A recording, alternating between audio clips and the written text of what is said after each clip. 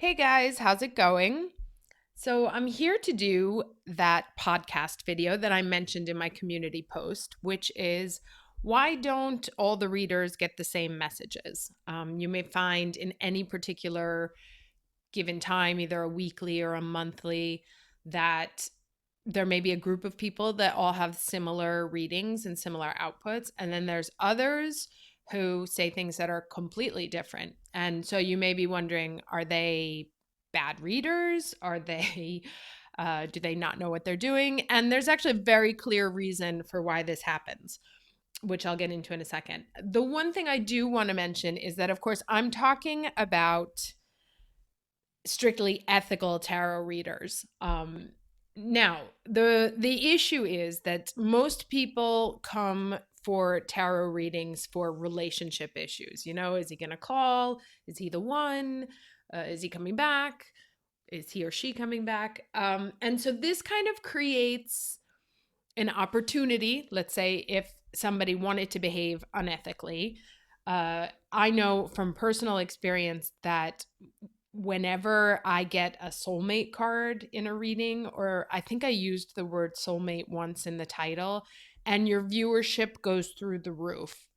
So if somebody is an unethical reader, the use of those tools is almost a guarantee of visibility. So we do have to sort of watch that there. But I want to get into why different readers have different messages. And also, at the end, a little teeny bit watch out on making sure that the messages you're paying attention to are truly your messages. Now, the first thing is that all of us, even in this community where we're all Aries, we're all going to have different charts, right? And charts are sort of the map of our life. And none of us will have the exact same chart, which means that we have different scenarios that we're here to work through. We have different players that will come into our life. We all have sort of different missions, different soul groups. And even within that, I actually bumped into someone who was my astrological twin. We were born the same day at the exact same hour and minute. He was born in London. I was born in Albuquerque. And we were very similar. Had we both divorced at the same time, we had a daughter at the exact same age, we both worked in very similar fields. But even within that, there's two energies that all of the planets can take on, you know, so there's a higher and lower energy. And after I got divorced, it was like, okay, I can kind of like go off the rails and party, or I can get my shit together and figure out what went wrong and make sure it doesn't happen again. And so I went for the latter and he kind of went for the first one. So we were very similar, but at that juncture, we had chosen different paths. So this means that all of our life experiences are going to be very different. Now, each of us resonates on a different level because even in that journey, let's say we're part of a specific soul group. Let's say you're part of the Pluto and Libra generation whose job is to rewrite or rebirth what relationships look like. Even within that group, there's going to be people at different levels in their experience. You know, it's kind of like university or college or grade school, you know. So some will have evolved past certain lessons, others will be going through them for the first time. And when you look for spiritual advisors, you tend to find people that resonate with you where you are on your journey, on the path. So if you listen to a reader and their message is like cryptic to you, or you don't even understand, you're like, that makes no sense with my situation. It's not that they're a shitty reader. It's that that's not your reader. Your reader will resonate with you, you know, and I go back to the physics of resonance. If you think about tuning a piano, you know, when you hit the tuning fork and the note on the piano, when they're on the same frequency, it will ring louder. So it will ring true, you know, that noise, it resonates because it becomes a very clear, loud message. When the piano's out of tune with the tuning fork, it makes a really horrible noise. to be adjusted. So if what you're listening to doesn't ring true, doesn't make sense, then that's not your message. That's not your soul group. That's not the person who's there to guide you. It doesn't mean, again, that they're not a good reader. It just means that's not your tribe. And so it can also happen that perhaps you have a reader that for months, years even, uh, seems to be able to read, like see what's going on inside your head, and then all of a sudden they don't, and you're like, what happened? Did they change? Like, why doesn't this person make sense anymore to me?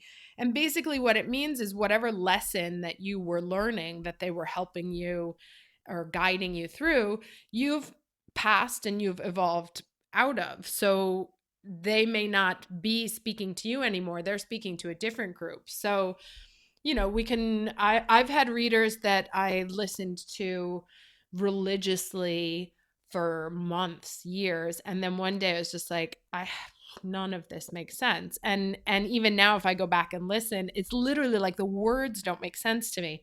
And it just simply means that she's not speaking to me anymore. She's speaking to a different group. Um, and so I've evolved into a different space and need different readers. And you can go in and out, because it depends on the situations. There's people who are experts on karmic soul relationships. I fortunately am not dealing with that right now, so the readers that are experts in that won't make sense to me. So you tend to resonate with people who mirror your experiences.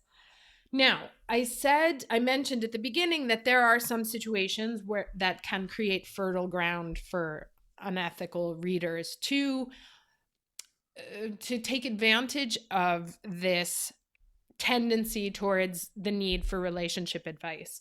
And if you go through the titles, and even if you look at some readers and you see it's like, this is the one, soulmate coming in, uh this is the one you've been waiting for. And if you go through the past, it's like, well, how many times can the one come in, and they may have it like 5-6 months in a row, or even like years.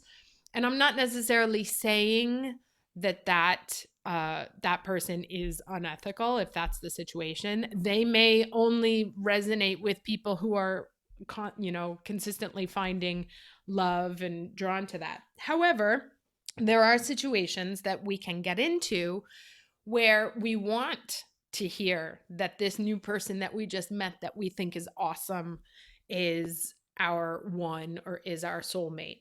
And so even though perhaps that person may not be treating us well, because we tend to give a lot of leeway to people we think are soulmates or twin flames, and we let them treat us like shit, which is actually part of the lesson.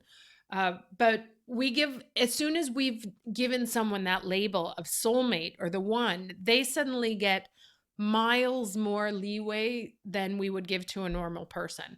So even if you're dealing with a situation where you've just met someone and perhaps they're not showing as much interest in you as you would like, or their behavior has you confused, and that's why you're looking for answers, but yet you are convinced of your feelings for this person, if you find a reader who's like, soulmate coming in, or yes, this is the one, right as you met that person, then you're ripe to fall into a very potentially dangerous trap where you can get stuck into situations that you should be walking away from quite quickly.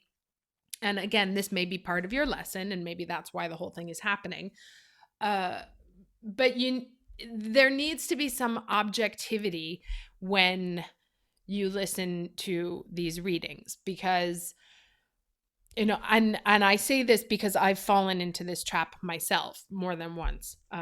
Not saying that with any sort of pride, but it has definitely happened to me more than once, where I would use the tarot and the tarot readings simply to feed what I wanted to hear as opposed to what was actually happening. And this is one of the dangerous side effects of having access to so much information. Ultimately you can customize the advice that you get.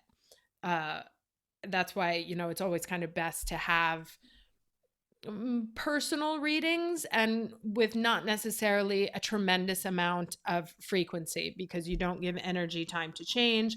And they should always be about energy dynamics. Never is the person going to call, is this the one? There's no way for the cards to tell you that. And even if they do, sometimes they can tell you, yeah, this is the one. And then tomorrow it's not true anymore. You know, when the eclipses come through, which they will be doing shortly, that's like flipping everything on its head. So sometimes you may get readings on Monday that say one thing, and then 2 weeks later, they say something completely different, and you get mad at the reader because you're like, you said the complete opposite 2 weeks ago.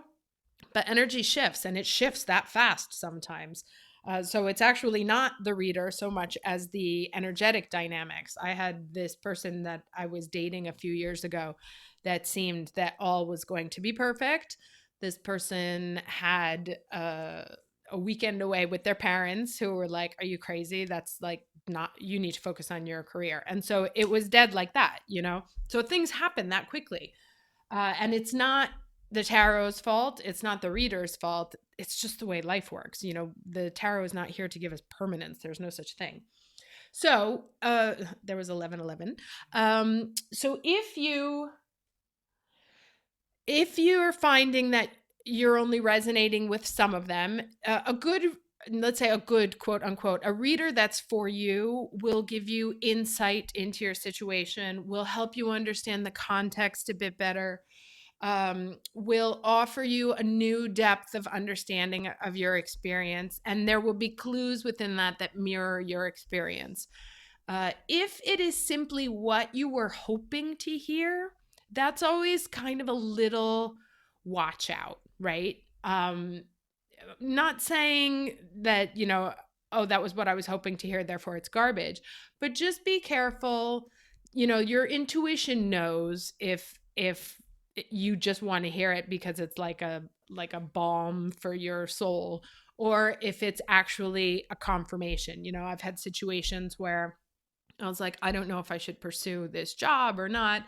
And one of the readers said, whatever you're indecisive about, you need to just go for it and see how things unveil. And I was like, okay, so I'll just try it and see what happens. And that actually turned out to be wise advice. So that's one situation. But if you find that these readers are different, you're not resonating with them, it's just not your message. And that's not your soul group. It might be your soul group in the future, but at this moment in time, you'll resonate with a different reader. So I hope that was helpful. I will see you on Saturday for the monthlies. Take care.